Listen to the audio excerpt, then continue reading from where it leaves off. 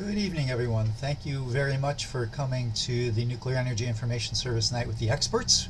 We conduct these programs on the last Thursday of each month at 7 o'clock Central Time on a variety of topics dealing with energy, environment, nuclear power, and climate change. And this evening, we're really thrilled to have a special guest with us who we haven't seen in a number of years, Guy McPherson. I'll have one of our board members introduce him in a moment. Um, we have had him in Chicago in the past, and coming out of the recent the COP26 conference, so we should have a pretty good discussion tonight about climate change. So I'm going to let folks start rolling in here. You will have an opportunity to ask questions after Guy has had some introductory remarks. And the way we do that is to use the chat box. We ask if you want to speak that you type in the chat box either your question or the word stack. We'll take people in the order that they are listed in the chat box, and we'll keep going until we run out of people who are listed there. Usually we go for about 90 minutes, which is probably what we'll do tonight as well. So on that note, I'm going to turn it over to our board member, Jan Boudart, in a second, who will introduce Guy. I would remind people, if you're not familiar with Zoom, that when you're not speaking, please put yourself on mute. And if you don't do it, I will. Not that I want to be a nasty person, but cell phones and barking dogs and people who come into your flat and things are really disruptive to the process. And finally, we do tape this program.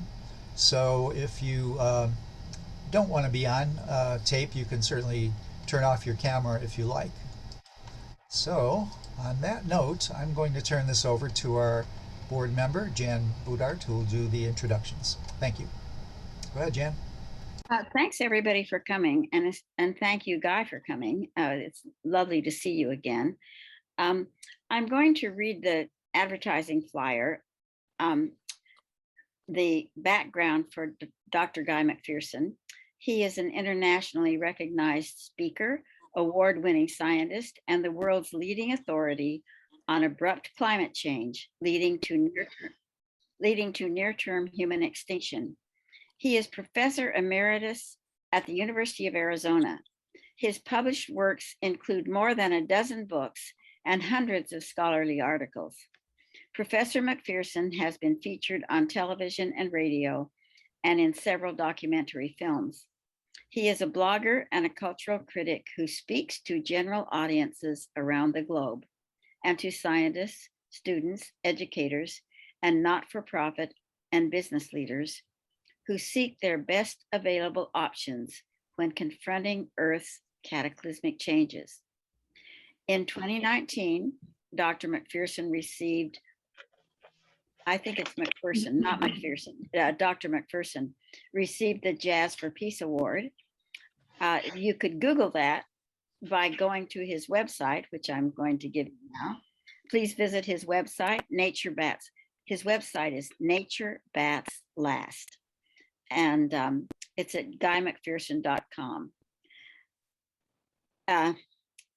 Yeah, to learn about his work in more depth. And we like to sort of give our speakers a unifying theme or tell what their unifying theme is, which I'll do after he speaks because time's wasting. So I'm introducing now Dr. Guy McPherson, and please go ahead. Thank you, Jan, and thanks to the board at NEIS. And the first thing I have to figure out is how to share my screen. There you go. Now it's on. You got it. Okay. Thank you. All right. I'm here to remind you that you're going to die. A lot of people forget. They think they're going to live for a very long time. And as it turns out, life is short. And so my question for you tonight is, how will you live your short life? We are in the midst of abrupt, irreversible climate change. The Intergovernmental Panel on Climate Change, one of the most conservative bodies in the history of Earth, concluded that climate change is abrupt in 2018. And they cited relevant peer-reviewed literature in reaching that conclusion. In addition, the IPCC concluded that climate change is abrupt in its 2018 report. And they reached this conclusion based on an overheated ocean in the special report on the ocean and cryosphere and the changing climate. And the IPCC is incredibly conservative. Gerardo Perez and other colleagues concluded in March 2019 in the renowned peer-reviewed journal Bioscience that the tone of the IPCC's probabilistic language is remarkably conservative and emanates from a variety of sources. Andrew Gluckson, the renowned professor at the Australian National University, concluded in his 2020 book, The Event Horizon, that we have passed the 2°C mark that is still being bandied about by the corporate media as if it lies somewhere in the future. And the IPCC concludes that as well. Almost everybody who was at the most recent conference of parties has concluded that we are going to somehow remain below 1.5C above the 1750 baseline. And we're already beyond 2C above the 1750 baseline. So the question is, how do we proceed in light of this dire information? First of all, civilization is a heat engine, and it doesn't really matter how we keep it running, whether it's with solar panels or wind turbines or wave power. There are several peer-reviewed papers now, authored by Tim Garrett at the University of Utah, indicating that civilization is a heat engine and putting some numbers and details on that statement. The first of those papers was published in 2011. It was actually accepted in late 2009, and it raised such a ruckus from the civilized scientific community. Two research labs wrote and said, this can't be happening because we're civilized, and it certainly isn't our fault. And so the paper was delayed for about 14 months before it was finally published by an editor on his deathbed, Stephen Schneider. More indications of where we're headed in the near term, a study in the Proceedings of the National Academy of Sciences indicates that climates like those of the Pliocene will prevail as soon as 2030 in the current era and persist under climate stabilization scenarios. This based on the representative concentration pathways of the IPCC, which are stunningly conservative. The Pliocene was about at least 1.5 degrees C warmer than the planet is right now. So that's a very rapid rate of change to which I doubt very many species could adapt. Well, that's based on civilization as a heat engine, but we also know that decreased industrial activity, not increased industrial activity, but decreased industrial activity leads to very rapid heating. According to James Hansen in several presentations, the relevant aerosols fall out of the atmosphere within 5 days and lead to very rapid warming. Those aerosols act as mirrors, which prevent the Earth from receiving incoming sunlight and therefore reflect it like a big umbrella, as shown in the cartoon here. How extreme is the aerosol masking effect? The latest paper I've seen, published earlier this year, indicates that aerosol masking accounts for a 55% increase in overall planetary heating and 133% over land. Well, as it turns out, that's where most of us live, so that's inconvenient. We are poorly suited to understanding the exponential function, so I'm going to show just a short video here. Everybody knows about playing with dominoes, but what you may not know is that a domino can knock over another domino, which is about 1.5 times larger. What I have here is a chain of dominoes. Each one is 1.5 times larger than the previous one. And the smallest domino is about 5 millimeters high and 1 millimeter thick. And I will carefully place it.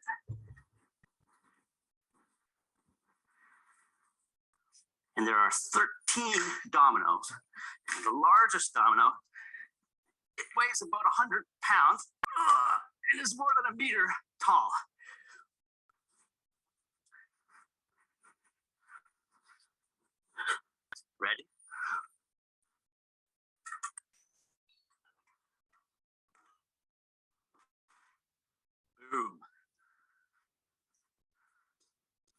is 13 dominoes.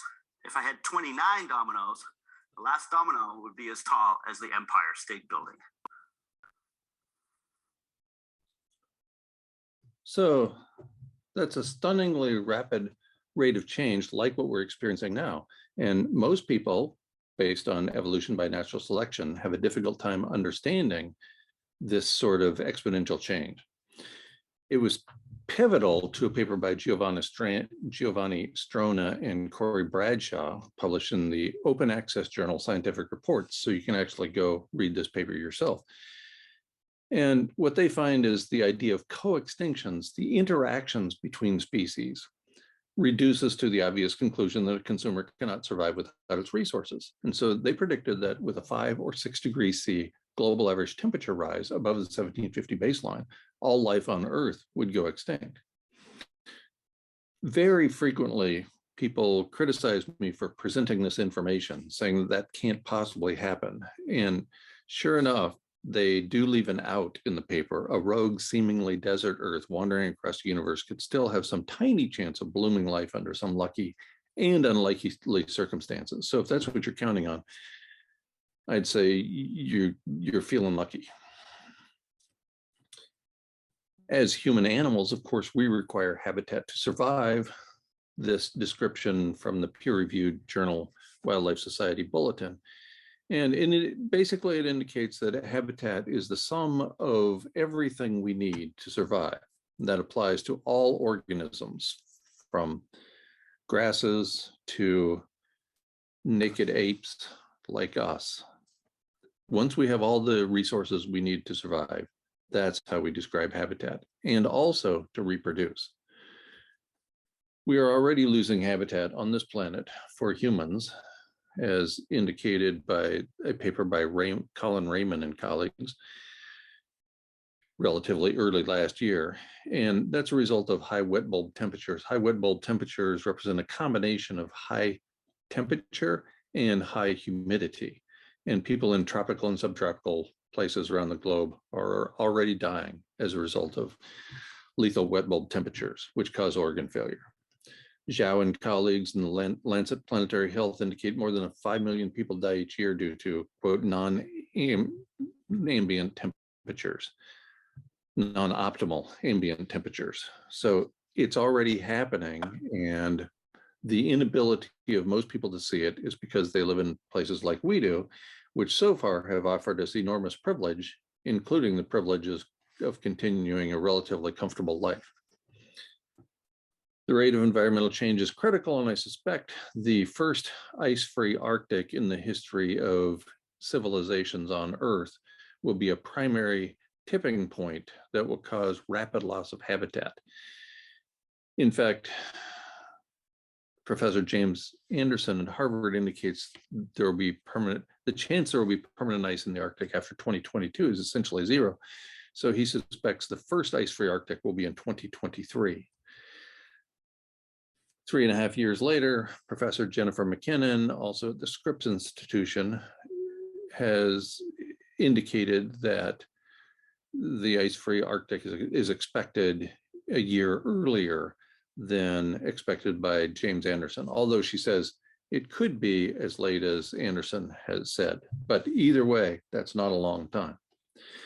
We're also in the midst of a mass extinction event. It's the 8th, commonly referred to as the 6th. The first source I've found reporting the mass extinction event is in Edward O. Wilson's 1992 book, The Diversity of Life. And then he repeated it again in his book, The Future of Life. Edward Wilson is a conservation biologist, sometimes called the father of biological diversity or biodiversity at Harvard University. Finally, the United Nations Environment Program concluded in August 2010 that we're driving 150 to 200 species to extinction every day. And so that, in fact, we are in a mass extinction event. And then even after that, the peer-reviewed literature catches up, with the first paper on the topic being printed in the renowned Science Advances by Gerardo Ceballos and colleagues, indicating that we're entering the 6th mass extinction. And then only 5 years later, concluding that vertebrates were on the brink as indicators of that mass extinction event. I strongly suspect there are at least two means by which we can cause the extinction of all life on Earth, and it appears that we are rapidly pursuing both of those routes.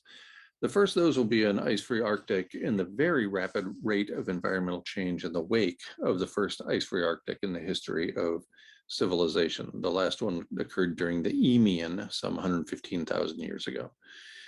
And then when we either lose humans or humans lose the ability or the initiative to show up for their jobs for which they're not paid at nuclear power plants, the catastrophic meltdown of those nuclear power plants will cause almost certainly the extinction of all life on Earth. This based on a paper by Osipov and colleagues published earlier this year in another open access journal in the Nature series, Communications, Earth and Environment. A single volcano caused severe tropical stratospheric ozone depletion, which allowed for sunburn within a matter of minutes. That was from a single volcano. We can only imagine what will happen when nuclear power plants melt down and strip away the ozone in the atmosphere sufficiently to cause not only severe sunburn in a matter of minutes, but loss of habitat as well. There's more, of course, because there are many things going on simultaneously: higher temperatures, more droughts, wilder weather, changing rain and snow patterns, and on the list goes. Human animals, like other organisms, are having a great difficulty keeping up with the rapid rate of change. Vertebrates and mammals have both of them been reported in peer-reviewed literature to be unable to keep up with the current and projected rates of change into the relatively near future. So things are not looking promising. However, I have good news. This is a picture of sand to remind me that the odds against any one of us being here, based on our knowledge of DNA, exceed the odds against plucking a single grain of sand from the entire planet. This, according to Richard Dawkins, Oxford University Professor Emeritus for Public Understanding of Science, the most recent version of what Carl Sagan did so stunningly well, inform people about science as a science educator. And Richard Dawkins based this information on the information about grains of sand, and indicating that we are privileged to be here no matter how long we persist on this planet. Then we find out more about DNA and about the universe. We know approximately how many atoms there are in the universe, and the odds against any one of us being here exceed the odds of plucking an atom, a single atom at random from the universe. That's how crazy unlikely it is for any of us to be here in physical form. I wouldn't leave you without some good news. I think there is exactly one way, in my well-studied opinion, to preserve habitat for life on Earth, including human life. And that is the mere reflection framework at merereflection.com that is being headed up by Dr. Ye Tao at Harvard's Roland Institute.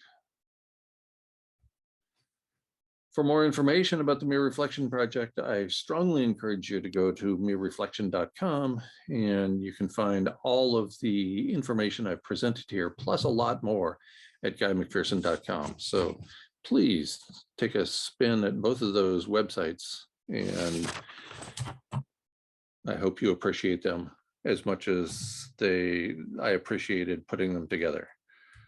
So thank you very much. I'll turn the Zoom back over to the chair at this point. Okay, thank you, Guy. As soon as the screen share is closed, that we'll start the next part of the agenda. Oh my. Where you get an opportunity to ask questions or make comments on the presentation. And this will be moderated by Jan Budart, who is co-hosting with me tonight. So again, the instructions are, if you have something that you want to say, all you have to do is put into the chat box the word stack, S-T-A-C-K, and we will take them in the order that we get them. If you don't want to ask the question verbally, you can type your question in just as well, so that'll work fine too. All right, I think we're about ready here. Let me make sure the chat box is open, and it is. Miraculously, I stopped sharing my screen. Yes. Whew. The wonders of technology. Okay, Jan, I'm going to turn it back over to you to manage the next part of the evening. Thanks a lot. And you are on mute, Jan, so unmute yourself.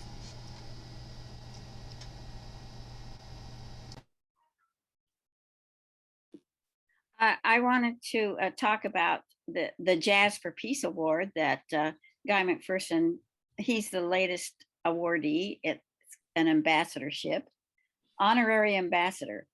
And this award has been won by 4 people in the past.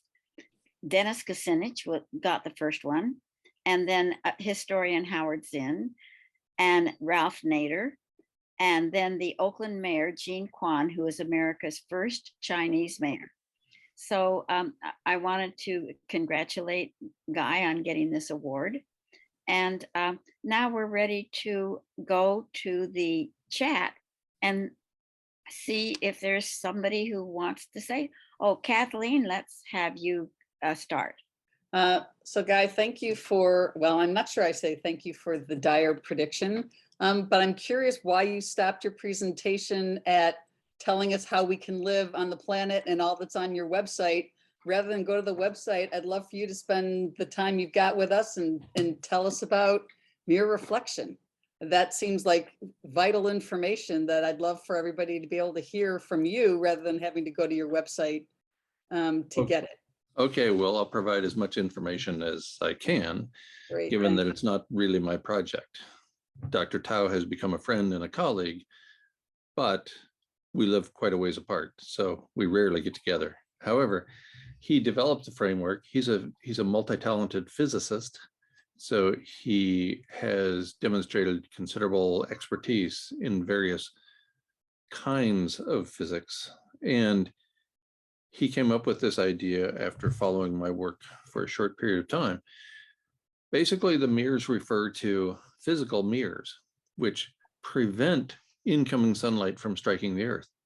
The greenhouse effect results from the Earth being heated up. The incoming sunlight heats up the planet, and long wave radiation, some of that long wave radiation is trapped by greenhouse gases, such as carbon dioxide, of course, and water vapor, and Methane. many other, yes, methane, many other greenhouse gases. There are, I believe, there are 43 greenhouse gases that have been identified. And they don't work to trap heat if we don't first heat the planet. So the initial idea behind the mirror reflection framework is to bounce back that incoming radiation before it has a chance to strike Earth, and therefore that prevents it from warming up the Earth. But there's more. It's a framework. It's not just mirrors. The mirrors offer a great opportunity for reflecting light back out into space before it has an opportunity to heat the planet. But we're going to have to make lifestyle changes. We can't go back to partying as usual and expect to end up in a different place than we are right now, which is more than 2 degrees C above the 1750 baseline, and self-reinforcing feedback loops adding up seemingly every week. We add another one. I've identified more than 60 when I stopped counting more than 5 years ago at guymcpherson.com. So we know that we're in a dire situation, and in my informed opinion, it will take some sort of geoengineering effort, such as the Mirror Reflection Project, to cool the Earth, beginning by stabilizing the Earth. The most common strategy that is proposed is one developed by David Keith at Harvard and supported by the Bill and Melinda Gates Foundation. I'm not sure how much longer it's going to hold that name, but supported by Mr. Gates. And that involves spraying material into the sky. The advantage is it can be employed relatively quickly. The disadvantage is the material that is sprayed into the sky will have to be sprayed into the sky forever. That's a long time. Forever is a long time. And in fact, Dr. Tao has been criticized by Dr. Keith for coming up with a durable solution to overheating the planet, because David Keith points out that the billionaires make money only if we have a short-term solution that has to be reapplied on a frequent basis. And that's the sort of mentality that we all grew up in this set of living arrangements. Is it's all about the money for the relatively few people. And so I'm disappointed that the turn the conversation has taken, but I'm still a very strong supporter of Dr. Tao's efforts at cooling the planet with the mirror reflection framework. Thank you. And can I ask a follow-up question? Jen? That's the rules. Everybody gets one follow-up question. Okay. Okay, thank you. So in all of the calculations that people have been doing, because you're saying even if we get the mirrors up, we have to also have a change in lifestyle. And so I'm curious, has anyone been the math to figure out what is this truly sustainable human population size that would allow us to continue to live on this planet? Because it's certainly not 7 billion, and but I don't see people making that hard call. And so I'm wondering if you have any information about that. Right. One of the positive outcomes of Biosphere 2, the project outside of Tucson, Arizona, which basically encapsulates people into half a dozen different ecosystems, all in 3.15 acres. And one of the advantages, they put 8 biospherians in. They stayed there for, I believe it was 2 years, and concluded that as a result of them all losing weight and having all kinds of interpersonal issues at the same time, because 8 people is not a lot for 3.15 acres living together 24/7. The conclusion was that even with abundant, free fossil energy, which is what was provided there, the human carrying capacity of Earth extended from those 3.15 acres to all the habitable areas on the planet is between 6 and 8 billion people. Well, we're getting really close to that 8 billion. And that's with free, abundant fossil energy. We're also getting beyond the point at which we're going to have free, abundant fossil energy or anything even close to it. We peaked in terms of conventional oil in either 2005 or 2006, depending on whether you believe the IEA or the EIA. And there's no going back. There's no way to turn off that switch. So it looks like we're headed for our own extinction in the near term. And that's why I finished the presentation as I did, which is to point out how fortunate we are to be here at all, and to encourage people to pursue life with integrity and also pursue life while we have it. Thank you very much. I think this pursuing life with integrity is one of your unifying themes. I wanted to tell the people who are here, I'm going to go down to the bottom of my screen and click reactions. And there's a little bar there that says raise hand. And if you raise your hand like this, you'll move right to the top, so I will see you. I just wanted people to understand that this is another way of getting in the stack. So at this point, the stack consists of Bonnie Bluestein and Steve Johnson, we do have our director, Dave Kraft, wanting to ask a question, but usually we hold off the people who belong to the NEIS board until after the others who have come here get a chance to speak. And so I'm going to call on Bonnie Bluestein next. Bonnie, can you unmute yourself and sound off? Hi. Well, Hi. Guy, thank you so much for being available for us tonight. And I just want to let you know that I watch your podcast all the time, and I wanted to say thanks to you and Pauline and Kevin. And I've learned a lot of facts from you that I don't really want to know, and keep me up sometimes with sleepless nights. But on the other hand, I just rather know than not know. And so I guess my question for tonight is, talking about the billionaires, I think you helped me kind of understand this in saying that the privileged will, even if they're going to die too, they just want to use their privilege to live another 5 hours. But I'm just wondering if things like what kind of things they have planned. Like, I think you knew some people that were building bunkers or something in New Zealand, and Bill Gates is buying up all the farmland. I don't know, maybe they're planning on living in biospheres. They must be thinking about this when they go to these COP summits. They must really know what's going on, and they must be I'm wondering if the totalitarianism that's going on around the world, if, that's kind of linked to some sort of diabolical plan by the elites or whatever. I was just wondering where you weigh in on that. Well, Peter Thiel, who founded PayPal, was able to get his New Zealand citizenship in about 15 minutes based on, and all the rules were waived, right? So it's pretty clear that if you have enough money at your disposal, you can open up some doors for yourself.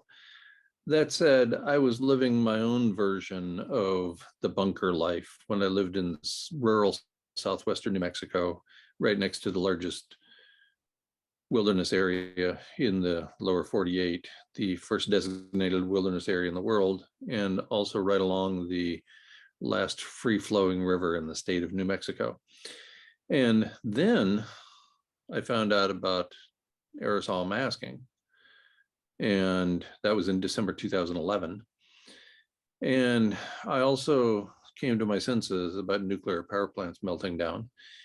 And so I lived off grid for a little over 10 years, and I decided that was enough. I can spend my time more effectively doing the kinds of things that science educators have been doing since Carl Sagan and before. And so that's how I use my time now, is trying to educate myself and others about where we are. What's the status of continuation of habitat for our species and others on Earth? So that's why I left the so-called bunker life. I continued to live it after I left the home state of New Mexico for about 2.5 years in Belize and Central America as well. And then it just became obvious that there is no survival in the even relatively short term based on living in a bunker. I strongly suspect, and there's plenty of research on sociology and psychology to support this idea, that humans in that sort of closed quartered environment are not going to fare well. They're not going to treat themselves or others very well. And so I suspect the last people who die as a result of abrupt, irreversible climate change will be the billionaires in the bunkers, surrounded by the bodies of like-minded billionaires in the bunker. And it's not going to be a pleasant outcome. Personally, I prefer to live today, and I have accepted my own death many years ago. And thinking about death, and specifically my own death, encourages me to live with integrity, and live with urgency. And so those are the kinds of things that I encourage people to do now, because when I was on tour in Western Europe several years ago, the world's oldest human being turned 117 years old. And at her 117th birthday party, somebody asked her, "What's it like?" And she says, "It seemed rather short." 117 years. It seemed rather short. Our lives are going to be quite short by comparison, because I don't think any of us has 117 years in us. And to put a punctuation point on her message and mine, she died a few weeks later. We don't have long. I continue to encourage people to live with integrity and to live with death in mind, because that's where we're all going, sooner or later. And if 117 years doesn't seem like a very long time, then whatever time we have left, it's not going to seem very long either. Thank you for the questions. Thank you. Do you have a follow-up, Bonnie? No? Well, I just want to say that when I think about, like I have this short amount of time left, and I want to just, smell the roses or whatever with my last, moments.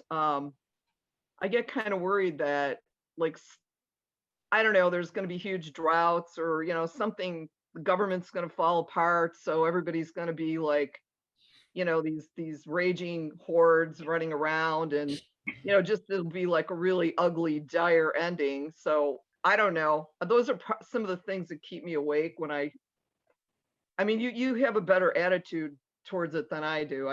I try to do what you're talking about, but then those images kind of sneak in. Can you help me with anything there? Yes, well, I have an advantage. I reached this conclusion in August 2007 and delivered a presentation on it. And then on June 20th, 2022, I concluded that we had until 2030 as a species.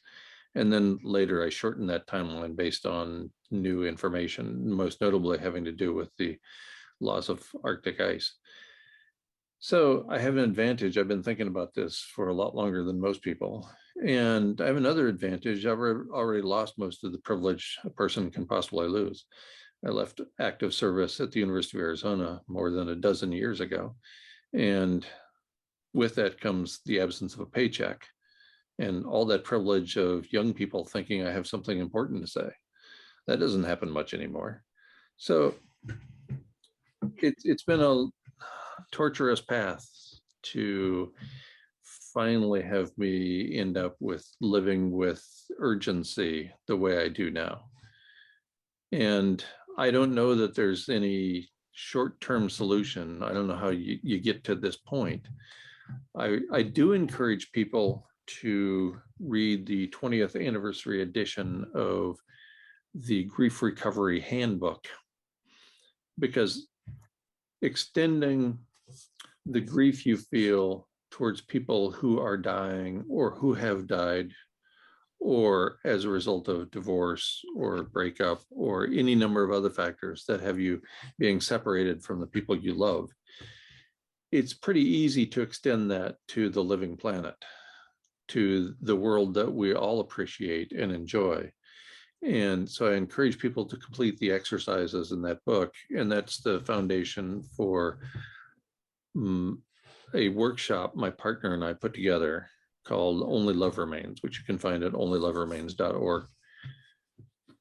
So it obviously requires practice. Nobody just decides one day, hey, my life is short, I should start living with as much urgency as I can, because we go back and forth, right? You see on the news that everything is going to be fine until 2100 or 2200, or depending upon who you're watching at COP26, 3500, right? That all is well. So we get to be enamored with the idea that all is going to be well, and that makes it difficult to live with urgency. Thank you. Thank you, Bonnie. Our next questioner is Steve Johnson. So Steve, unmute yourself to start with, and let's hear your question. I think David Kraft was actually before me in Well, the well, yes, but section. what do you think, Dave? Should we go ahead with the I, people? I can wait. Yeah, there's a group of 6 that are already in the queue. Let's take them first. Yeah, okay. Go ahead, Steve. Sure. So my question's in regards to the Mirror Reflections project. I'm a young man. I'm a big fan of yours, Guy, and I just want to let you know that there's some young people out there that still listen to you and are curious about what the research that you have to say says.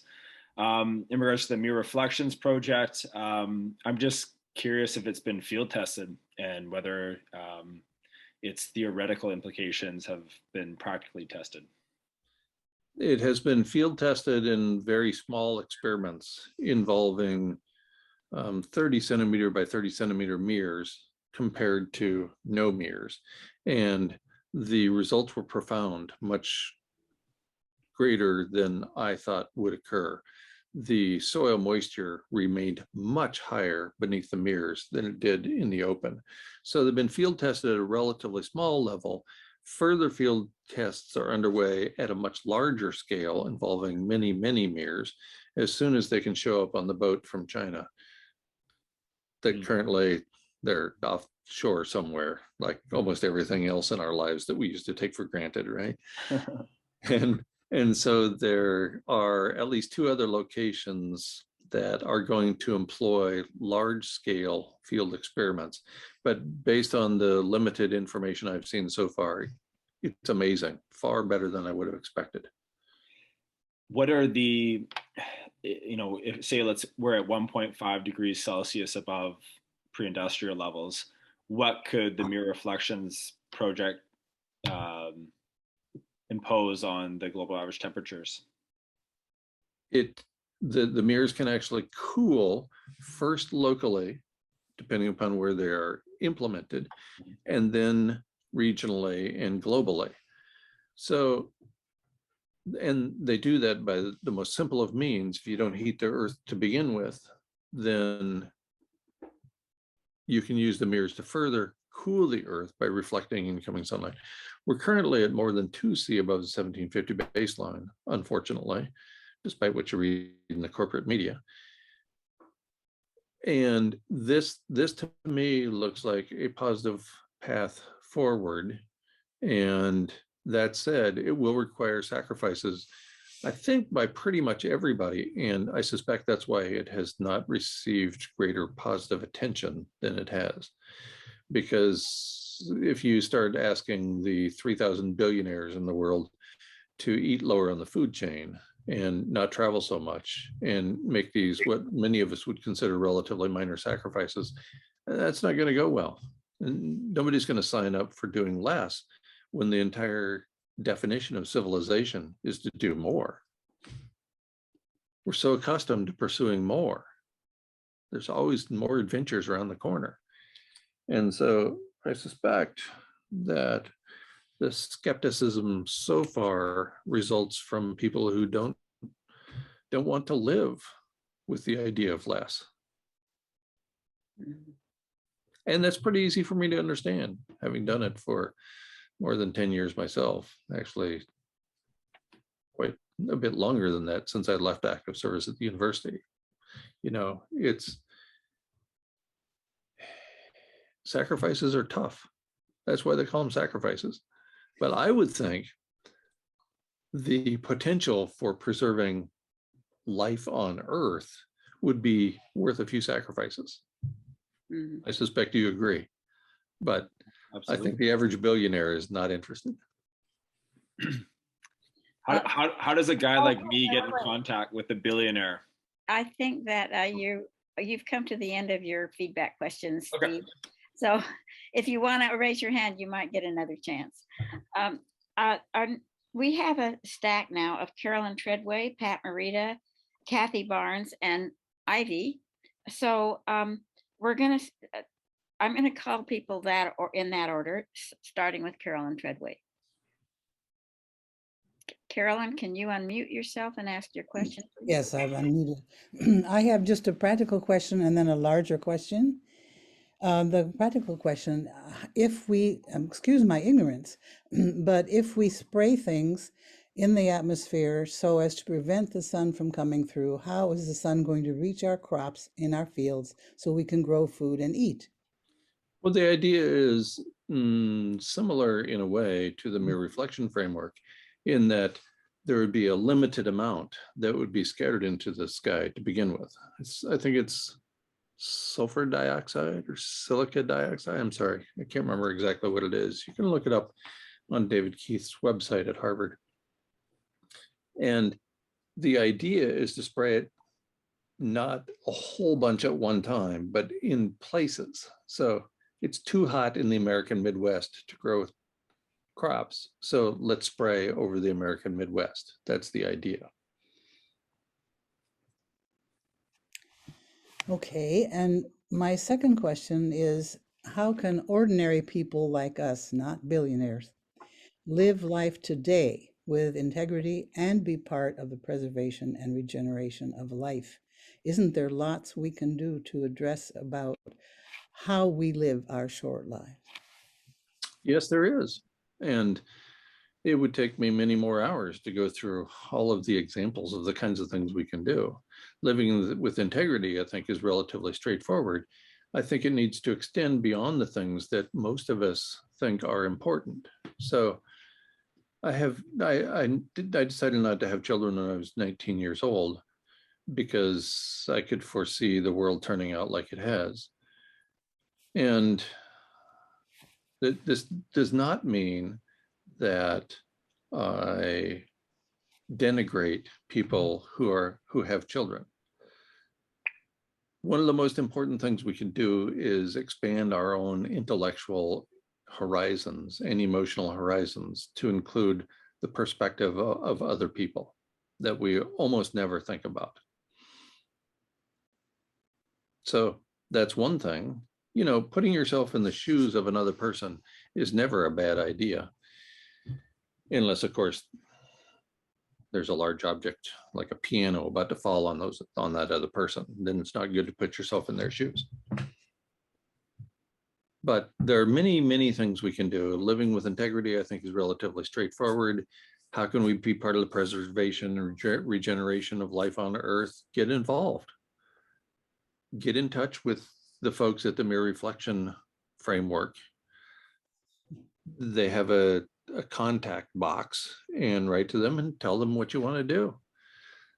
It's through many volunteers that the framework has persisted and been relatively successful so far after being only 2 years since the idea was hatched.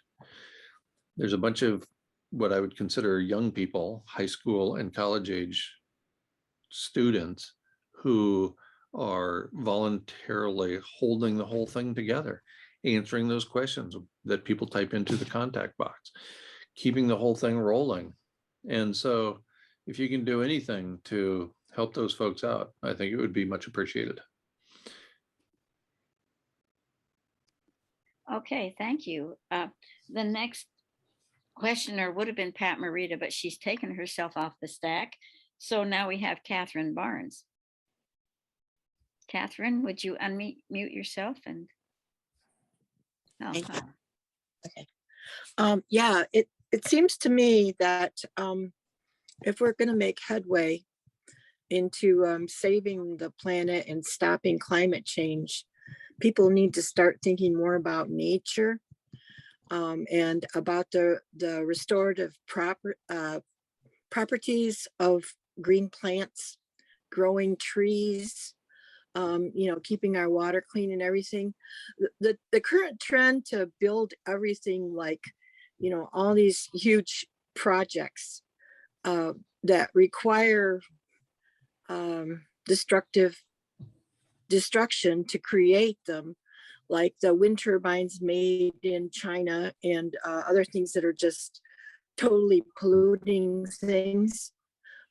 Through like science through metals, through all this industrial stuff.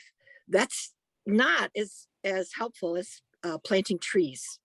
And it seems to me that if we're really going to survive, we need to like maybe step back in time a little and get more natural. You know, the only people that ever lived on Earth that didn't destroy it were like the Native Americans. They lived in harmony with it. And people have forgotten what it is to live in harmony. They take down forests to put up wind turbines. They put solar panels on top of productive land. It's just, to me, it's insane. And, you know, the only place solar panels should be is on rooftops and brownfields. And wind turbines, those giant things with the huge grids and all that, it should be like small on homesteads, on, you know, apartment buildings, skyscrapers, you know, decentralized, smaller. But people, you know, they're thinking in these terms of these gigantic things and all this, and it's just totally destructive. Now, you talk about spraying chemicals in the air over the Midwest. I live in the Midwest. We have to battle chemicals in the air all the time, pesticides, et cetera, et cetera. Sulfur dioxide is no joke. None of that stuff is. And, you know, experimenting on a global scale, experimenting at all is just totally, to me, is totally irresponsible and insane. And until we get our heads together, till we realize the validity of the natural world, you know, I think if anybody's helping save the planet, it's people like the Amish who are out there with their horse and buggies and doing their gardens and living, you know, very modestly. And, you know, we should learn from people that are living in harmony with nature, and not think that it's going to like be some kind of like, you know, industrial, more industry that's going to save us. It's not. But planting trees and living in harmony with nature, that is going to save us, I think. Well, of Thank you. course. That's all I have to. I couldn't agree more. And, you know, this has been the way I have pursued my life since I was a young person. And living off grid was something I did thinking as a successful professor that people would actually follow. How disappointing. And yes, you know, it's difficult to purposely give up privilege. Not many I think people that it's like, well, people don't know how to do it, for one thing, and a lot of people don't have the money to do it. So I think if everybody had a choice, they would do it, but I don't think that they have the capabilities of doing it. And there's not a community support system for it. Like the Amish, they have each other. They build barns together. They do things together. Other people don't have that. And that's what we need. We need community gardens. We need tree planting communities, just everybody, you know, going green. And I think that's what the focus needs to be, you know, is that instead of this thing where the farmland's being taken over by corporations, and they're planning, you know, like little nuclear reactors in everybody's backyard and all this crazy stuff. You know, we've got to get realistic. You know, it doesn't take a lot of money. You don't have to do what I did and build a straw bale house replete with solar panels and hand pumps and solar pumps. When I was living in New Mexico, I had two friends who had no money, not $20 between the two of them. And they independently decided to live differently. And so they were living on the land and spent most of their time hunting and gathering and interacting with other members of the community. So these are not the kinds of things that take $1 million to create solar utopia for you and your family. Not at all. There are individual actions we can all take every day that reduce our carbon footprint and contribute to a more positive world. Thank you. Our list now is Ivy, Sheldon Schaefer, and Bob Rosenstein. So we're going to call on Ivy. You can unmute yourself and ask your question. Yeah, my concern, I want to just kind of piggyback on like the last part that we were talking about is we need to focus on building resilient communities and how we can best impact the world, because the biggest problem in our country today, right now, is drug overdoses, not climate change. People are dying. Thousands and thousands of people are dying needlessly from drug overdoses, and that's fixable. And part of that is despair and depression. So, Guy, when you give these talks, please don't do the depressing thing. We don't need more of that. We need more of the talking about building community, because no one is going to answer this alone. We have too much being alone in this society. We have already a sick society, and climate change is just one facet of everybody acting for themselves. So please, that is not the answer. Please listen to what the other people have said about community response, taking care of each other. That has to be the answer, because alone is how we will all die from climate change, as we already are. So please adjust your talks. I can't even stand to listen to your talks because of your tone and all of the despair that you talk about. And please listen to the people that are talking now, and you yourself, it's in your heart. You do say it's in your heart about community. Community is what we need. The community will find the answers. Of course, I'm sorry you find the facts I present depressing, and I'll admit that they indicate we are headed for a very short existence on this planet. But I like to present the facts as well as point out how to live with community. And that's something I did when I lived off grid for more than a decade, was attempt to build human community. I can assure you that that's the most difficult part of anything I've ever done in my life. And in fact, several of those people that I lived with off grid became leaders in the defamation campaign against me. So it's a difficult thing. I think it's the most difficult thing about living sustainably, whatever that means for you. The most difficult thing is finding a human community that will have your back and that you will have theirs. This is no small task. That's what will keep us going. That's what will keep us going throughout the changes, and all the people that are already suffering from the impacts.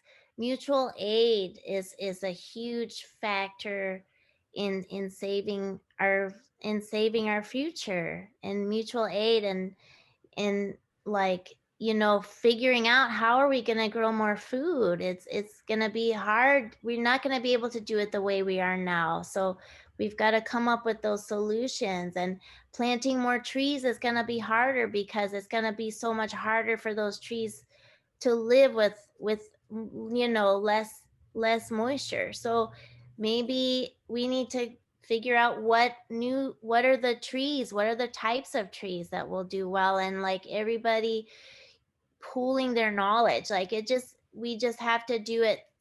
Get rid of the individualism mentality. That's what brought us to the brink. Yeah, so I'm hearing that from the other people too. So thank you. Thanks, Ivy. Our next questioner is Sheldon Schaefer. Sheldon, if you're muted, undo your mute and ask your question. Are you still here? Sheldon Schaefer? Well, we'll come back. I think he's gone. I think he's gone. I don't see him in the participant list. Okay, but then we'll go on to Bob Rosenstein. You're still here, aren't you, Bob? You're always here. It's just so depressing. I chased everybody away. Well, people were going to ask questions. I don't know where they went.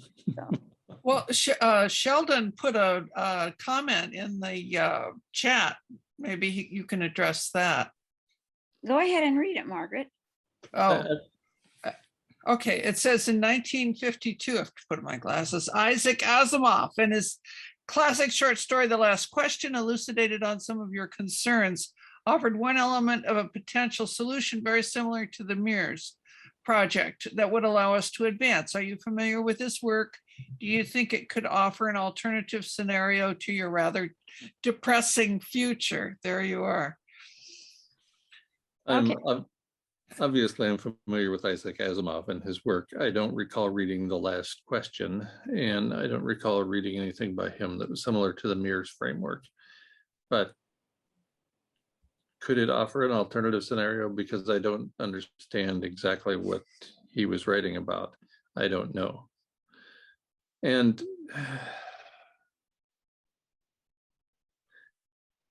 personally, I don't find myself all that depressing, but maybe Yeah. I'm just accustomed to what I have to say. Okay, it looks like Bob Rosenstein isn't here either. So we're going to go to members of the NEIS board, starting with Dave Kraft. He's not a member of the board, he's the director, but that's a technicality. Go ahead, Dave. I know you're here. Uh-oh. I wonder what happened. Well, my question is the same as Dave. So you Okay, could read thanks. his question. You could read his question from the chat, or I could ask the question as well. You go ahead and ask it. Okay. Hold on. I mean, I think he put it better, but a few years ago, when several years ago, when you were here, you talked about these. Here, when you were in Chicago a number of years ago, you described about 30, I thought it was 35 feedback loops. Can you give a brief status on the report of those, or at least the most important of those, and the whole concept? It was a revelation to many of us. Okay, so first of all, the idea of a self-reinforcing feedback loop, or so-called positive feedback, even though it's not positive for us, is that once you start some process, that process takes over. We lose control as humans. An example, you put together a big snowball, you roll it down the hill. The more it rolls down the hill, the more snow it picks up, the bigger it gets, the faster it goes. It reaches a point that humans don't matter anymore. Whoever built the snowball and pushed it off the hill is at the top of the hill, but that snowball is running over people left and right. Nobody's going to jump in front of it and try to stop it. It's impossible. So that's the idea of these self-reinforcing feedback loops. Which ones, whether I did 30 or 35, I can't remember. You identified, right, a number of them. And I stopped keeping track in a long essay called Climate Change Summary. It used to be called Climate Change Summary and Update, but I didn't update it for the entire time I was living in Belize and after. So it's now called Climate Change Summary, and it identifies 65 self-reinforcing feedback loops, including the top one is methane, and there are multiple sources of methane. It's not just from cows, it's not just from livestock flatulating and belching. It's also from a variety of sources involved with the oil extraction industry that releases a lot of methane. It's also shallow ponds and the relatively shallow continental shelves, especially adjacent to the East Siberian Arctic Sea. So there are many sources of methane, and methane is many times more powerful a greenhouse gas than carbon dioxide is. So even though it's measured in parts per billion instead of parts per million, as with carbon dioxide, methane is still very profoundly positive as a feedback loop. It is joined by many others, and I would encourage people to go to guymcpherson.com and click at one of the links on top of the tab on top of the page there. And one of those tabs is called Climate Change Summary, and about a third of the way through it, it's 30 2,000 words or something like that, you'll find the self-reinforcing feedback loops. There's a bunch. And we've triggered so many at this point. And finally, as I indicated, the IPCC indicated that climate change was irreversible because of an overheated ocean. And the warmer the ocean gets, the greater is the potential during the next El Nino Southern Oscillation to release much of that heat and much of the carbon dioxide in the ocean into the atmosphere. So we have an overheated ocean, which translates to an overheated atmosphere in the not too distant future. And that's even admitted by the very conservative IPCC. There's dozens of others. I'd rather not get into all of them here, mostly because I can't remember them. Well, one of them that was is important. I would like to mention is the coal in China and the fact that it's a political, that your point was, as I remember, it was a political reality, but there was no way to, you felt there was no way to reverse it. Right, and that's the same for Australia, for example. Australia enjoys their first world status in large part because of coal. And so they are tearing apart the Great Barrier Reef to get that coal shipped out on large ships. Yes, coal is a huge contributing factor to greenhouse gases in the atmosphere, obviously. And the political means that would be required to even put a dent in coal extraction, delivery, and burning are beyond what most of us could even imagine. I can't imagine anybody running on the campaign that they're going to reduce greenhouse gas emissions, because what that means is reducing industrial activity. There are two problems with that. One, that person never gets elected. And two, reducing industrial activity causes an increase in global average temperature as a result of loss of aerosol masking. So it seems to me like we're in the ultimate catch-22. Damned if we do and damned if we don't when it comes to reducing greenhouse gas emissions. Sorry, could you explain aerosol masking? I'm not sure that's a term I don't know. I don't understand, and I would imagine others of us don't either. It's pretty amazing. The first peer-reviewed journal article on the topic was written by Anders Angstrom in 1929, and yet nobody knows about it. Most climate scientists don't know about it. I didn't know about it until early 2012 when I came across James Hansen, a paper by James Hansen and colleagues, published in December 2011. I referred to it as the first paper on aerosol masking, but it wasn't. There were 24 written before that a friend of mine subsequently found, a librarian friend. And none of those previous papers were mentioned in the paper by Hansen and colleagues, not one. So they were giving the impression in their paper that this was the first paper on aerosol masking. Here's the thing. As we burn fossil fuels, two things happen. We generate those greenhouse gases that trap heat through the greenhouse effect. And most of us are familiar with that part. What they also do, and this is especially evident for coal, is they put these small particles up into the atmosphere that prevent the planet from heating in the first place.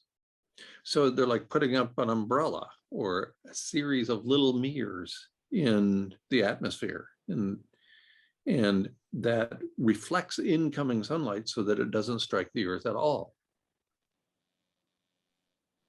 So at the same time, industrial activity produces those 43 greenhouse gases that trap heat and warm the earth. Industrial activity, and especially through burning coal, produces these miniature mirrors, if you will, or tiny umbrellas that reflect the heat before it even strikes the earth, and therefore the incoming radiation can't warm up the earth. It is reflected away before it hits the earth. And that's the idea behind the mirror reflection framework, is putting those physical mirrors out there to do the same thing. Interestingly, there was a project devised by a Regents professor who was a colleague of mine at the University of Arizona. I'm having a hard time coming up with his name right now. And he proposed putting a series of mirrors at the L1 Lagrange point between Sun and Earth to accomplish much of the same thing. And he was a renowned professor. And I'm certain that the idea reached government officials and CEOs, but it never got off the ground. The mirror reflection framework is a much simpler, more straightforward strategy that has the benefit of initially cooling the neighborhood. And then, if ramped up to a large enough scale, to cooling the earth. Thank you. Our stack at this point is Bob Rosenstein is back. And so he's the next questioner. And then we have Jill Paulus. So, and then if nobody comes in, Steve Johnson gets another chance. So let's have Bob, do you want to ask your question? Oh, sure. I hope my internet connection remains stable. Since we're being sponsored by the Nuclear Energy Information Service, I'd like to ask you this question, which has concerned me some time. You know, some very smart people like James Hansen, Bob Rosner of the former Argonne director, who has appeared on the same panels with David Kraft. They're such enthusiasts of the nuclear nuclear fission energy sources. So James Hansen argues very strongly in some of his writings, his papers and books, that a renewable energy portfolio isn't going to work. We have to use nuclear fission power if we're to salvage the climate. So what can be done to stop this mythology? And a related question might be, what do you think of the possibility of controlled nuclear fusion rather than fission as one potential addition to the renewable energy portfolio that might do some help in salvaging the climate? Yeah, nuclear fusion could do that, and it's been 10 years away for my entire life. We've always been 10 years away from ramping that up and making it actually work. I don't have the slightest idea why physicists and atmospheric scientists and planetary scientists continue to regale the virtues of nuclear power generally, when 3 Mile Island and Chernobyl and Fukushima all took us right to the brink. And I would argue that Fukushima took us beyond the brink. There's still an exclusion zone, and there will be for many years to come around Chernobyl. There isn't an exclusion zone that I know about of any magnitude, at least with Fukushima, but that doesn't mean there wasn't a lot of radiation dumped into the ocean that still continues. I think it's an unmitigated disaster to ask for more nuclear power, especially conventional nuclear power, is an absolute disastrous nightmare. Have we learned nothing at all from the meltdown of Chernobyl and Fukushima? This is insane. Yeah. Well, my follow-up question relates to something I directed before the pandemic to the science journalist Elizabeth Colbert, who was at her one book Chicago presentation on the sixth extinction. I think she's just one of the most wonderful human beings I ever met in my life. But I asked Elizabeth, what about the chances of humanity surviving through our Mars settlement projects envisioned? And she gave me a very interesting response. She said she thought about that herself, that she held a lot of discussions with people engaged in this effort, and their conclusion is that it's not possible to see humanity survive on Mars if we don't concomitantly survive on Earth. What do you think of that, Elizabeth's perspective on that issue? I couldn't agree more. Ray Bradbury wrote a book called The Martian Chronicles, a collection of short stories, basically. And in the latter of the Martian Chronicles, the people who survived on Mars were looking back at Earth and seeing it blow up, essentially. And they realized they were headed for the exact same place. That they had formed two tribes which hated each other in their short time on Mars. We can't even take care of this planet, obviously. And we think we're going to carry our misadventures to some other planet.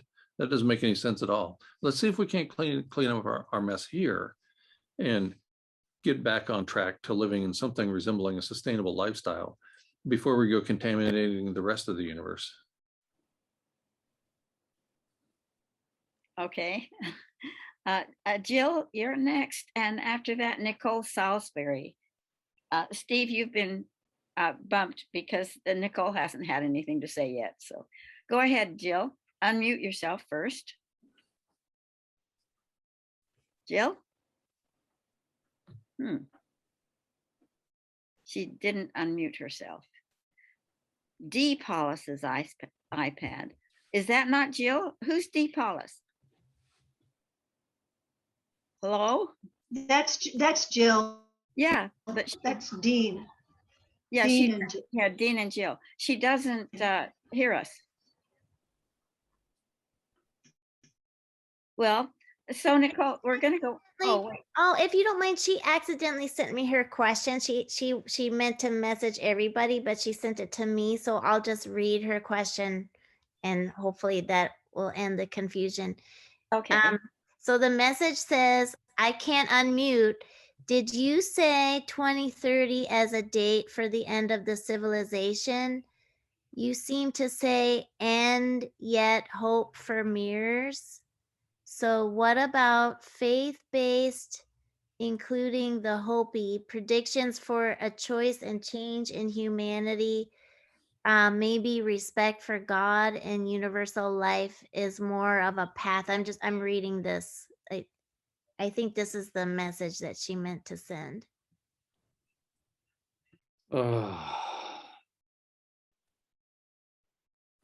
I would love to think that there's a positive path forward, that we can all just power down with the attitude of a Buddhist monk. There's not a lot of Buddhist monks out there. I know a lot of them. And I don't see us powering down. I see people enjoying their privilege too much to give up that privilege and start living a different way. That assumes that the different way is even viable, which at this point, I'm not so sure about that. Given the paradox between increasing industrial activity or keeping it the same, leading us to Pliocene style climate in a very short period of time, and warming the earth even faster by reducing industrial activity. So I'm not sure that there is a lot of hope out there in the form of things that we can do. And then, there's the 3,000 billionaires on the planet. None of them seem interested in supporting anything that doesn't generate more money for them. I mean, they can go to space in their little rocket, but does that help anybody? Seriously? So I'm not sure what the question was that started this rant of mine. I'm not sure where I'm going with it. So I should probably just stop right there. Okay. The next person is Nicole, and then we've got comments from Bob Fisher and David Silverman that we probably should recognize and honor. So Nicole, you're next, and then I'm going to call on Bob Fisher and David Silverman. Thank you. Thank you so much. I have a question. Forgive me, that's my phone going off, but I have a question regarding the aerosol masking effect. You said that it creates tiny mirrors that reflects the sunlight back upwards, that keeps the earth from warming. So it seems like that's not enough to, I guess, offset the impact of CO2 and other fossil fuels with warming. What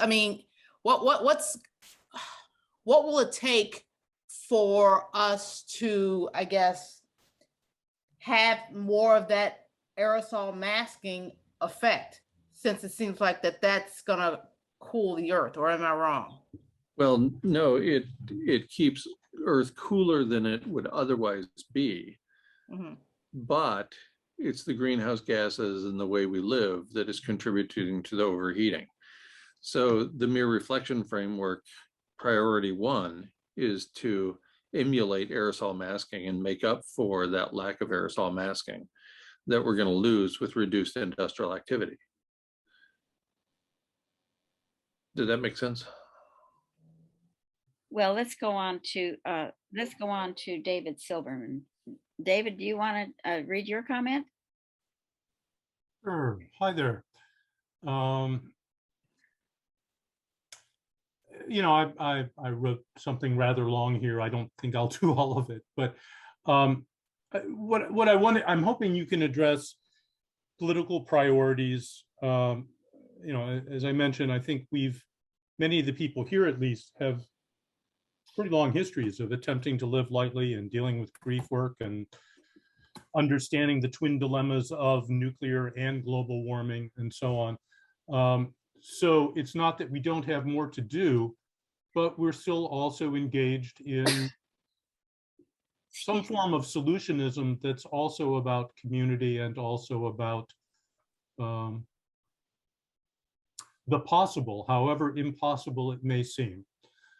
So, you know, you mentioned you thought your political means required are beyond what most of us can imagine. So for the few of us who can imagine, let's pretend, I would really like to understand what you see as political and technical paths, which if in combination might succeed in decoupling these runaway loops and returning us to a path towards equilibrium, even if they seem otherwise impossible. Yeah, and I think it's important for us to live in a certain way that's consistent with retaining habitat for our species and others, regardless of whether we succeed or not. So anarchism is the most democratic of political systems. And that's why I'm an anarchist, which explains why I don't vote in political elections, because I can't find an anarchist I can support, oddly enough. But if we were capable of making a change relatively quickly from disaster capitalism and a two-party system in which both parties look fairly similar to me, then anarchism would be a potential route to pursue. Because anarchism requires each individual to take responsibility for themselves and also to take responsibility for their neighbors, not just for themselves, but for their neighbors. Anarchism is the path to generating a human community that is viable for an extended period of time. So were I made king for a day, we'd be anarchists for that day and for all the days to come. That's the short version. Thank you. Thanks. And can I do a follow-up? Yeah, go ahead. Okay, thank you.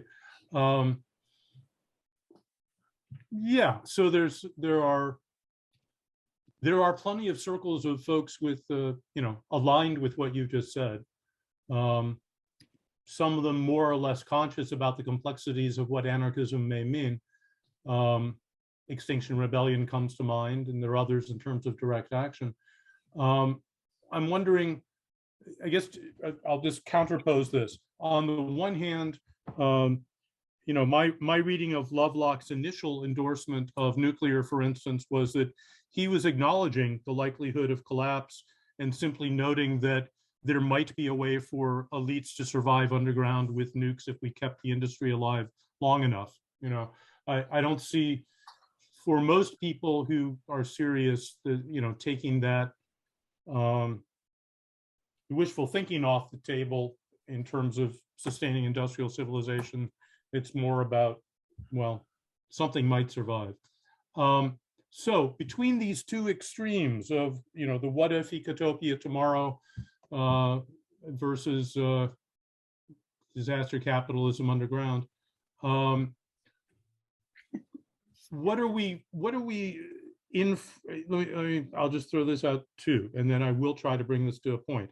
I'm remembering Stuart Brand for many years ran a column in Coevolution Quarterly in Whole Earth called Apocalypse Juggernaut Hello, and then finally abandoned that in part in relation to his discussions with Lovelock, saying Apocalypse Juggernaut goodbye. And we had a breathing room of perhaps 45 or 50 years before it reappeared. What are the chances you're wrong? What are the chances there's a middle way between these extremes? And how, essentially, how do you want to prepare those who might create a successful, more anarchist succession, for instance, to engage with the political forces in place now in case we do come up with a middle way? Well, first, I think that's a great idea. I'm a huge fan of anarchism, and I encourage other people to pursue that route as well. The question is not whether I'm wrong, because I only quote the work of other people. You'll notice that in my entire presentation, I didn't say a word about what I thought. I only was giving the evidence from the peer-reviewed literature presented by other people. So are they all wrong? It would surprise me. Peer review is a pretty stringent process that turns out very conservative papers and very conservative conclusions. So it would surprise me if all of those papers I quoted were wrong, but I sure as hell hope so. Fair enough. Thank you. And thank you for the correction on how I framed that. Sure. So it has passed time, or it's about exactly the time that this meeting is scheduled to end. And but we've never not gone over time by about half an hour. But we don't have to. If you need to go, then we should let you decide whether you want to continue. I'm fine. I'm fine. Nobody has punched me in the face yet. Keep it coming. You're too far away. Okay, so we have a couple of people who are repeating, and Bonnie is the first one, and then we'll have Steve Johnson get another chance. Bonnie? So when I think about this whole dilemma, I think, okay, so let's say we make it impossible for humans to survive. There's no habitat left for humans, but maybe there's habitat left for, I don't know, amoebas or cockroaches or something that might evolve, might be able to evolve. The problem, and start the whole cycle back. But the problem is the nuclear power plants exploding. And so, of course, I'd love to see all the nuclear waste buried somewhere in a safe, granite depository, or at least have the fuel taken out of the nuclear, reactors and contained somehow, even if it was like, locally, maybe in hardened on-site storage, which is not a permanent solution either. But, I keep thinking, of course, right now, everybody's in denial that this thing is going to come so fast. I mean, the world is thinking, okay, we have a problem here, but it's going to be 50 years or 100 years or however many years when, the evidence you're presenting is saying it's going to be a lot quicker than that. So I'm like, if we've got 2 years or we've got 10 years, we ought to be burying all this nuclear waste. But in the meantime, we got a nuclear renaissance coming with more, these small reactor. I mean, James Hansen is very pro like these little modular reactors, and so is Bill Gates, and they think that this is going to save us, or say, whatever, and we should be like burying the waste as soon as possible. But I've got to let my fantasy play out. Like, somehow at some point everybody's gonna realize what's coming, and then it's up to us, the anti-nuclear people, to like wave our flags and say, start burying this stuff. I mean, it's just, it doesn't make sense. It can't be logical. And I'm like, I make a big loop back to, oh, we're all doomed. I mean, I hope the Mirrors Reflection Project could save us, but I don't know. It seems like a far, it seems like a long, what's the word I'm looking for? A long shot. Yeah. Snowball Okay, chance in hell. Well, I'm not saying it's, I would say everybody is going to have to jump on this. And I mean, we should all jump on it and do what we can to help. Maybe there could be enough growing tide of people to get something done, but we've only got a couple of years. I don't know. I'm just. Well, this for me brings home the idea that we should act with integrity, act with compassion, act with love, no matter how much time we have left. A good friend of mine was an anti-nuclear activist. And a few years ago, she reached the conclusion that it's game over for nukes. We're just going to let them all melt down and strip away the atmosphere and cause loss of habitat for all species on Earth. And so she didn't give up her activism. She didn't give up working, volunteering. She now deals almost entirely with houseless people. Most people call them homeless, but houseless is probably a better word for it.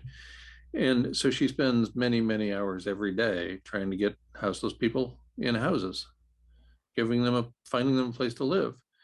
Because no matter how long we have left, pursuing that kind of integrity-filled action is a great idea.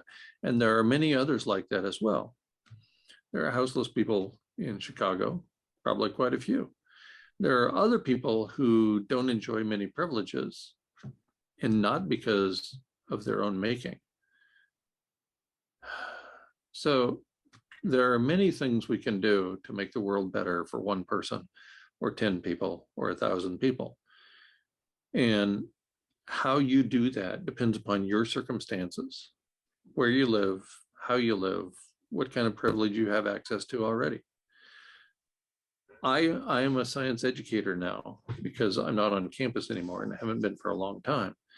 So I have reverted to the role of Carl Sagan as a great example, and others who have followed in his footsteps of trying to educate the public, the masses, about what is actually going on in the world.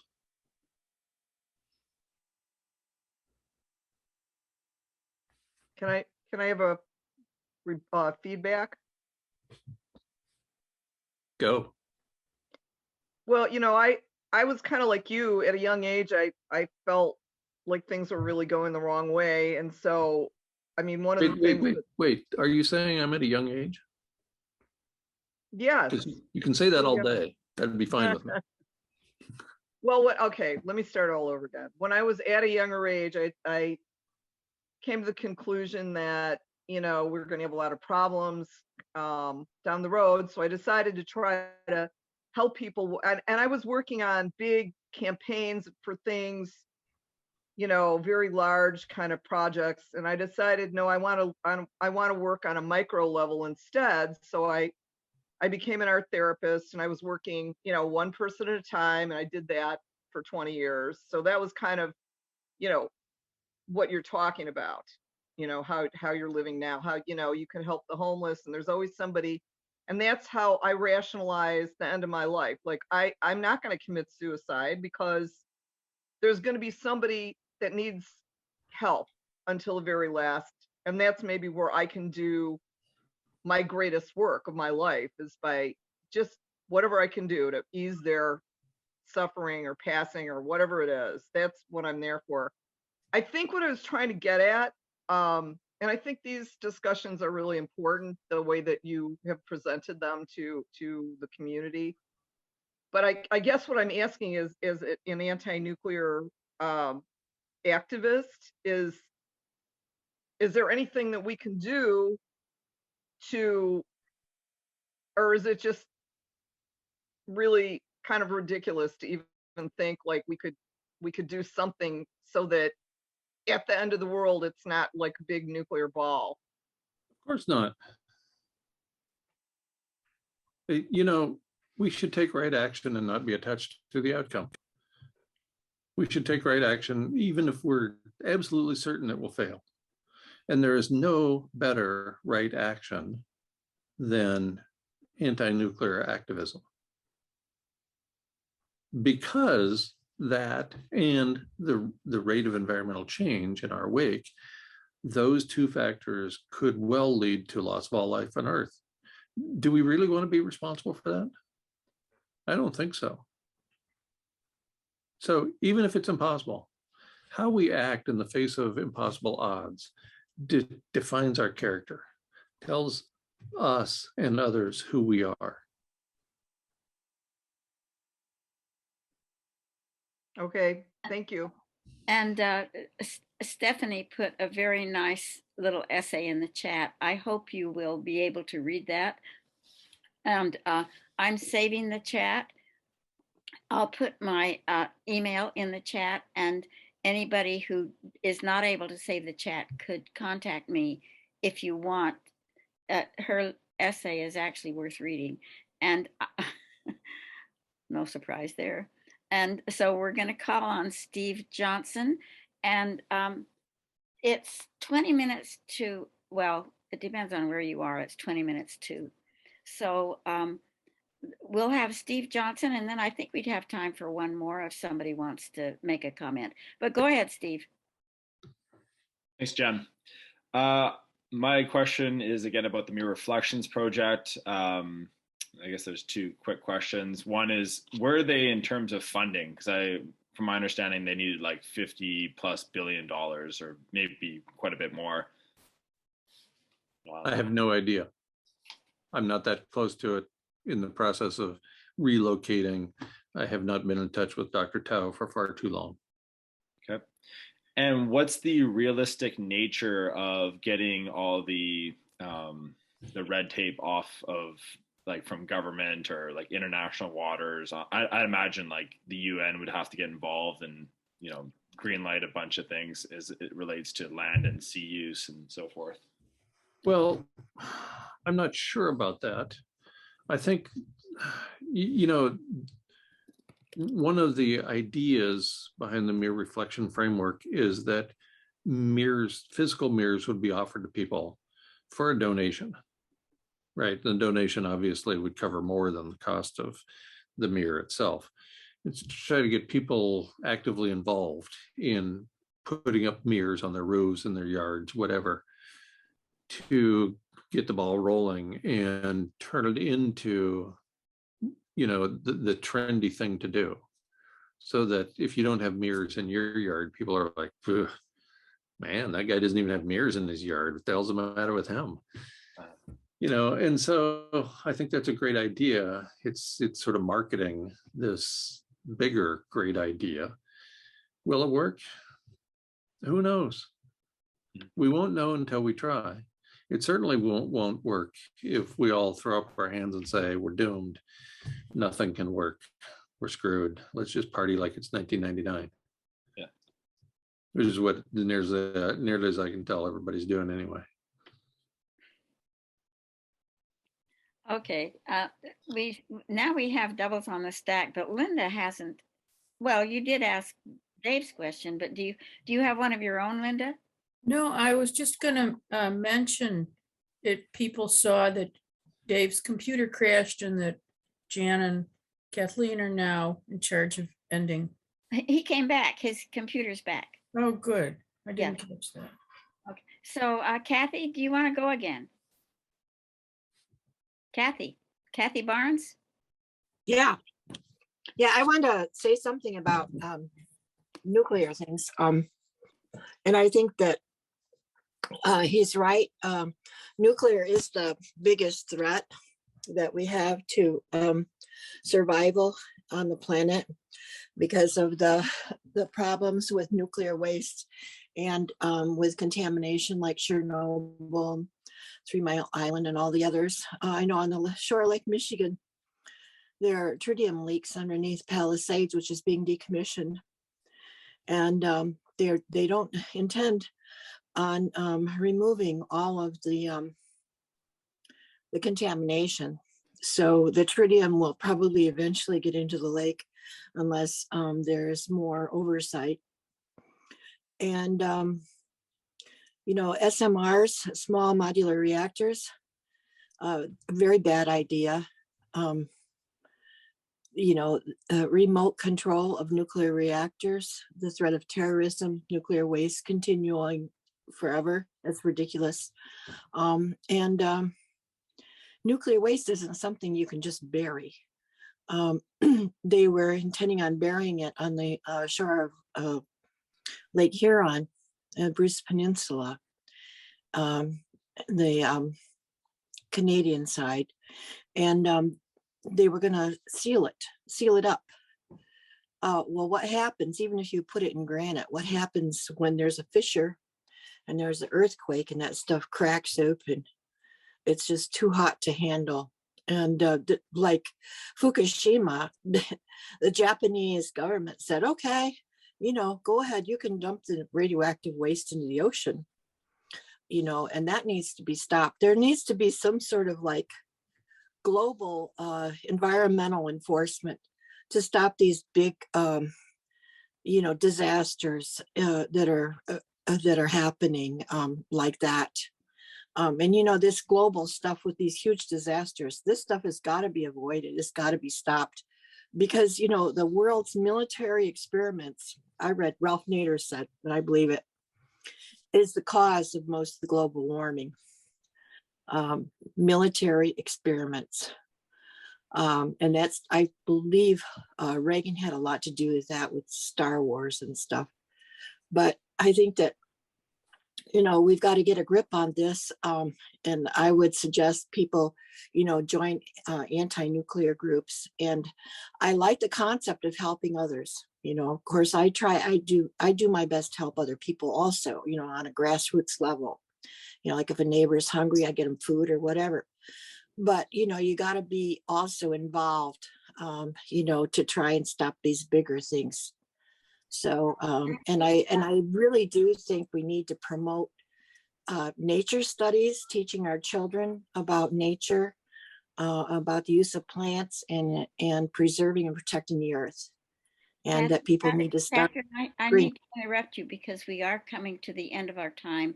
And if you have a question, ask your question. Otherwise, we're going to go to, I'm hoping Ivy has a question. That's fine. Okay. So Ivy, you go ahead and then we're going to wrap this up. Yeah, it's legit. It's a question this time. It's not a rant. I heard recently that there's a proposal to start a new limestone mine in the city of Chicago. Sounds crazy. And it made me realize I don't know enough about what are the climate impacts of limestone and limestone mining. And if you know anything? A primary use of limestone is to make cement. And cement is the second largest emitter of greenhouse gases after the transportation sector. So it's a big, big deal. But as with every other aspect of this set of living arrangements, it seems like we are addicted to more and less seems to be off the table. As unfortunate as I think that is. Thank you. And now we're going to ask Dave Kraft to make a little pitch for NEIS and close the meeting.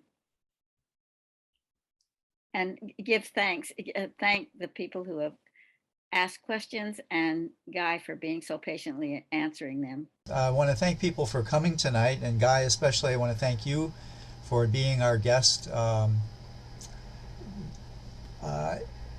Most of us over the last several weeks have been hearing a lot of all kinds of speeches from COP26 and all the nonsense from before that. We don't often have to confront and address the difficulty that climate change really represents, climate disruption. It's not even change anymore. So sometimes the truth hurts, and sometimes new perspectives also hurt, but we want to thank you for remaining true to that all these years, and answering questions quite forthrightly tonight. So I really appreciate you being on, and I want to thank the rest of you for being a part of asking those questions and being a part of the dialogue. I would mention that in the chat box I put 3 recent contributions that appeared on the op-ed pages of the Chicago Tribune, and some of them actually get to the core of this issue of dealing directly with the truth, not sugarcoating it, not bullshitting people. So if you want to check out the Tribune today and over the last few days, you'll see a couple of very interesting op-eds. I was only able to get one URL in the chat box. And as Jan said, NEIS has done this program now for a little over a year, and we'd like to continue doing it.